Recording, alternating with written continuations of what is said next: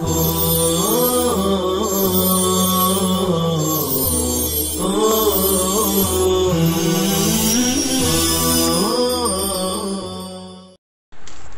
اللہ الرحمن الرحیم الحمد للہ وکفا والسلام علی عبادہ الذین اصطفى اما بعد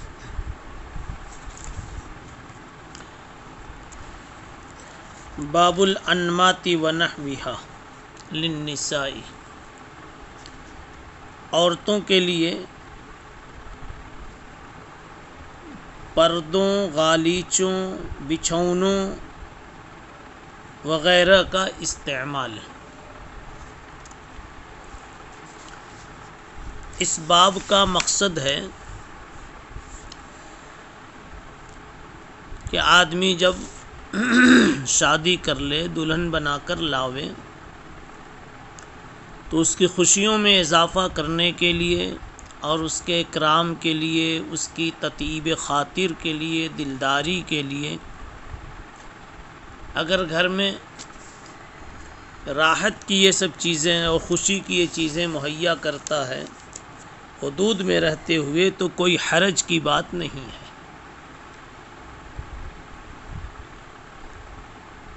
اس لیے کہ شادی کے ابتدائی دنوں میں، شادی کے موقع پر مقصود ہے زوجین کے دلوں کا آپس میں ملنا، ایک دوسرے کی محبت کا دلوں میں پیدا ہونا، دونوں خاندانوں کا آپس میں جڑ جانا، اور یہ سب چیزیں اس کے اسباب و وسائل کی قبیل سے ہیں۔ آدمی اگر چادر، غالیچہ، اس طرح کی چیزوں کا اور کھانے میں کسی درجہ، وسعت کا اور کیفیت کا لحاظ کرتا ہے، اضافہ کرتا ہے، تو اس کی وجہ سے دلوں میں محبت میں اضافے ہوتے ہیں۔ اس لیے کوئی حرج کی بات نہیں ہے۔ روایت آ رہی ہے، حضرت عائشہ رضی اللہ تعالی عنہا فرماتی ہیں کہ نبی پاک صلی اللہ علیہ وسلم نے فرمایا، هل اتخذتم انماتا، سند کے ساتھ روایت کو دیکھیے۔ بہی قال حدثنا قتیبۃ بن سعید قال حدثنا سفیان قال حدثنا محمد بن المنکدر عن جابر بن عبد اللہ رضی اللہ عنہما قال قال رسول اللہ صلی اللہ علیہ وسلم هل اتخذتم انماتا قلت یا رسول اللہ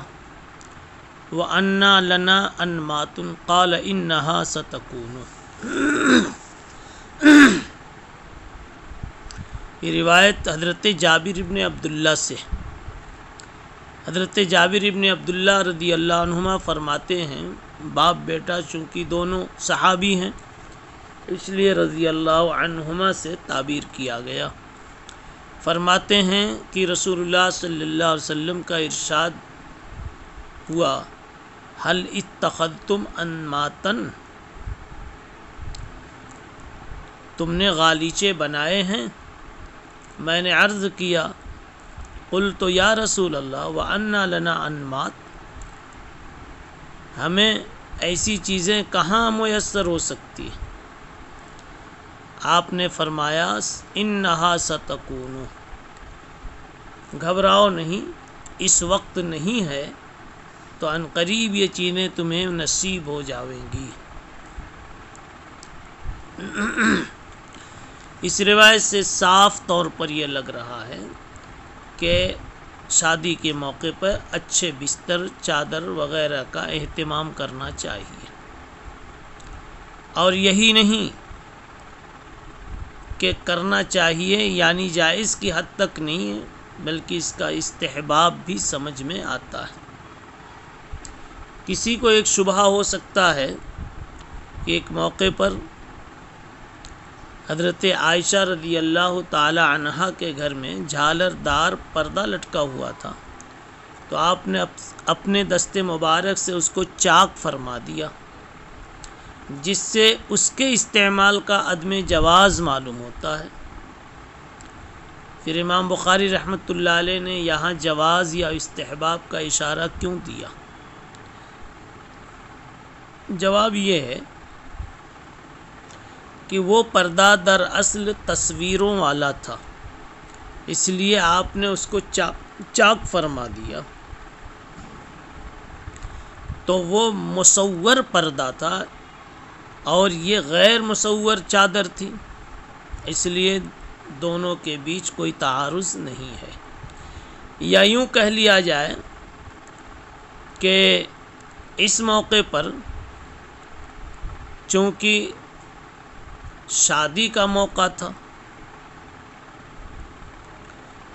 اور شادی کے موقع پر کسی درجہ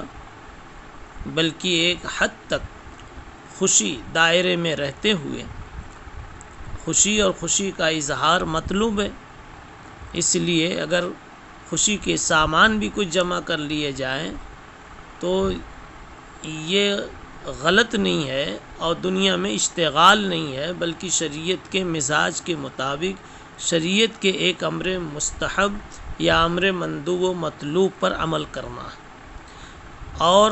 عام حالات میں دنیا کی ایسی چیزوں میں اچھی چادروں، اچھے مکانات، اچھے سامانوں میں مشغول اپنے کو رکھنا، یہ گویا ایک طرح اشتغال بھی دنیا ہے۔ اس لیے دنیا کی رنگینیوں سے بچانے کے لیے ایسے عام مواقع پر تو منع کیا گیا، لیکن شادی کے موقع پر اس میں کوئی قباحت نہیں ہے۔ دوسرا باب ہے باب النسوہ اللاتی یہدین المرأة الی زوجہا۔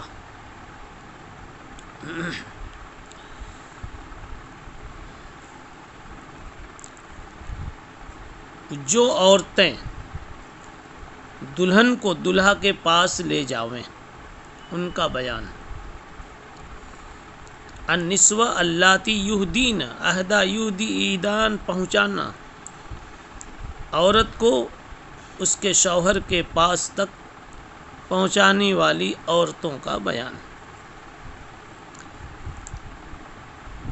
امام بخاری رحمۃ اللہ علیہ اس باب سے یہ صرف بتانا چاہتے ہیں کہ اگر کچھ عورتیں دلہن کو تیار کریں، شوہر کے پاس پہنچنے کے قابل بنا دیں اور وہاں تک پہنچائیں، تو یہ کوئی دنیا داری نہیں ہے،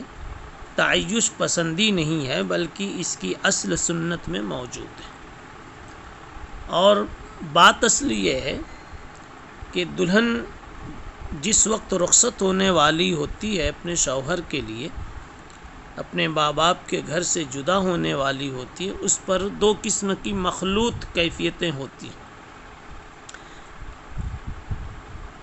ایک تو ماں باپ کے چھوٹنے کا غم، بھائی بہنوں کے چھوٹنے کا غم، کہ اب دائمی طور پر یہ خاتون، یہ دلہن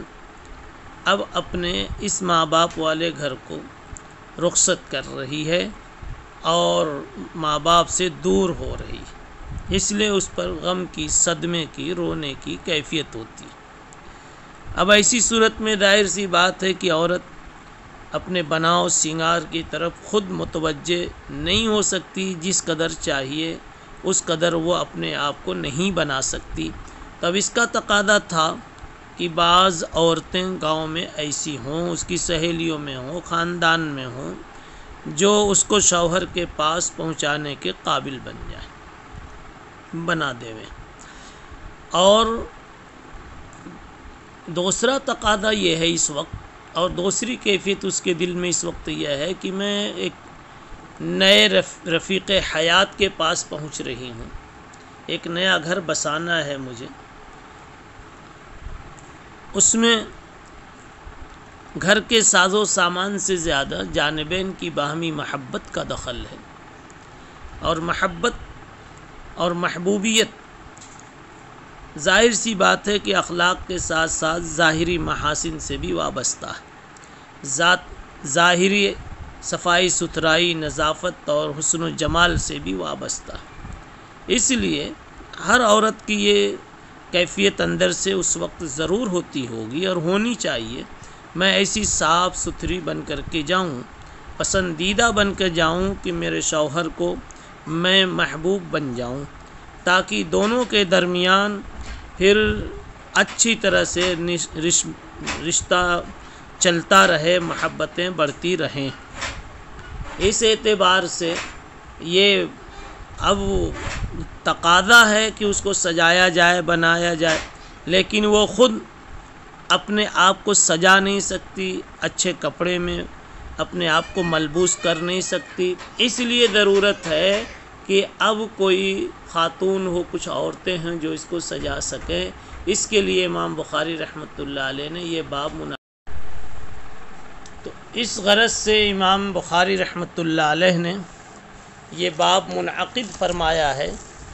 کہ اس کی سہیلیاں ہوں، بہنیں ہوں، گھر کی عورتیں ہوں یا باہر کی عورتیں ہیں، وہ اس کو اس قابل بنائیں کہ وہ مطلوبہ حالت میں اپنے شوہر کے پاس پہنچ سکے۔ آنے والی روایت فضل ابن یعقوب سے منقول ہے، بہی قال حدثنا الفضل بن یعقوب قال حدثنا محمد بن السابق قال حدثنا اسرائیل عن ہشام بن عروۃ عن ابیہ عن عائشۃ انہا زفت امرأۃ الی رجل من الانصار فقال نبی اللہ صلی اللہ علیہ وسلم یا عائشہ ما کان معکم لہو فإن الانصار یعجبہم اللہو۔ حضرت عائشہ رضی اللہ تعالی عنہا سے مروی ہے کہ ایک دلہن کو ایک انصاری مرد کے پاس وہ لے کر گئی، یعنی حضرت عائشہ نے ایک دلہن کو اس کے شوہر کے پاس پہنچایا۔ حضرت صلی اللہ علیہ وسلم نے پوچھا یا عائشہ ما کان معکم لہو، عائشہ تمہارے ساتھ جاتے ہوئے لڑکیوں نے گانا گایا تھا، کوئی کھیل کود کی بات، لہو لعب کی چیز تھی؟ اس لیے کہ انصار سرور کو بہت پسند کرتے تھے۔ یا عائشہ ما کان معکم لہو، تمہارے ساتھ کوئی تفریح کی چیز، خوشی کی چیز تھی؟ یہ اس کا حاصل ہے، اس لیے کہ انصار کو ایسے موقع پر تفریحات سے مناسبت تھی، اس کو پسند کرتے تھے۔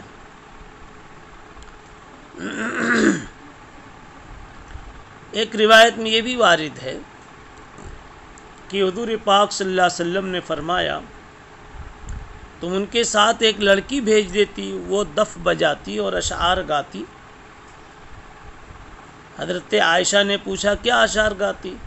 تو حضور پاک صلی اللہ علیہ وسلم نے کچھ اشعار بھی بتائے۔ اتیناکم فحیانا وحیاکم ولولا الذهب الاحمر ما حلت بوادیکم۔ اس طرح سے حضور پاک صلی اللہ علیہ وسلم نے اشعار کی نشاندہی بھی کی۔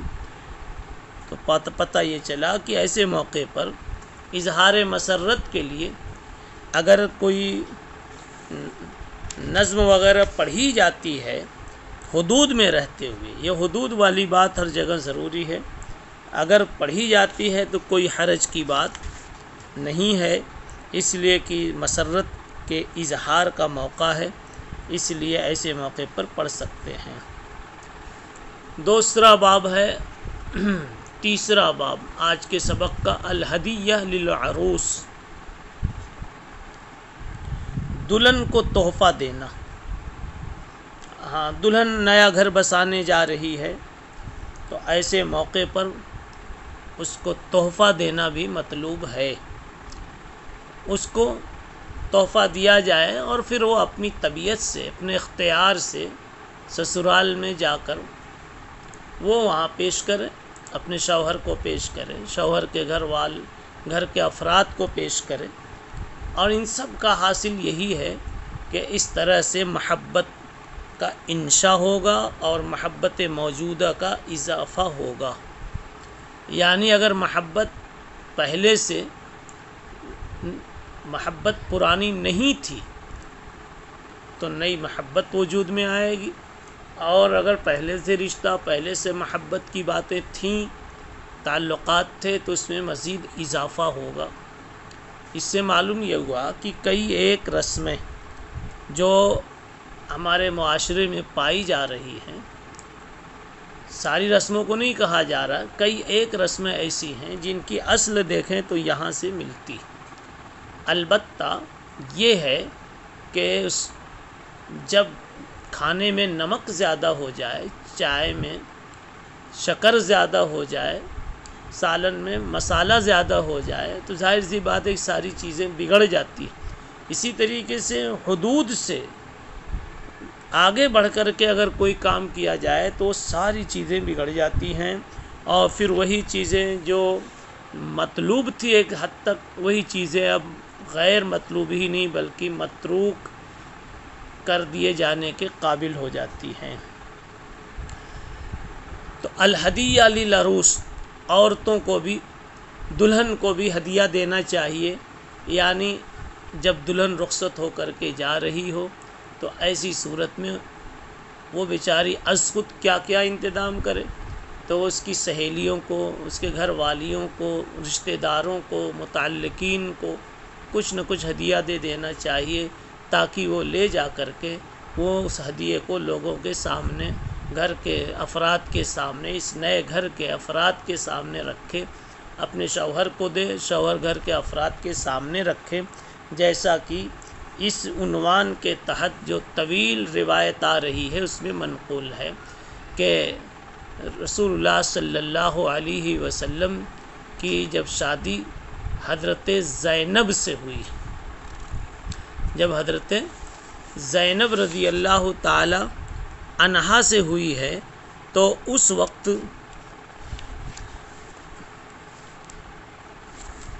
حضرت ام سلیم نے کچھ ان کو ہدیہ دیا کہ رسول اللہ صلی اللہ علیہ وسلم کو دے دینا، چنانچہ وہ ہدیہ گھر پہنچا، اور پھر آپ نے لوگوں کو بلا کر کے جس جس کو چاہا بلا کر کے کھلایا، جس کی تفصیل انشاءاللہ ترجمے کے ساتھ میں، عبارت کے متن اور ترجمے کے ساتھ میں اگلے سبق میں آئے گی۔ سبحان اللہ و بحمدہ، سبحان اللہ العظیم۔